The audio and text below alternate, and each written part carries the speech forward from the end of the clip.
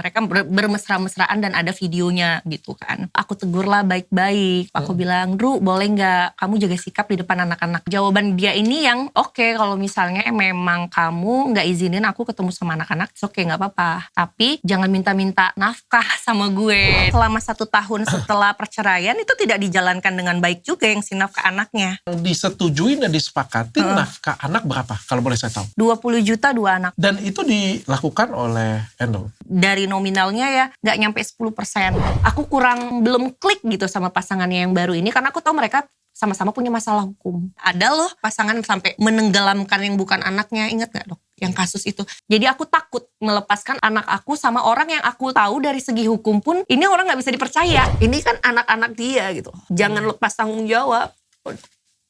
Kalau misalnya gak jadi pasangan saya, gagal jadi pasangan saya secara baik-baik, seenggaknya jangan jadi gagal jadi orang tua gitu loh dok.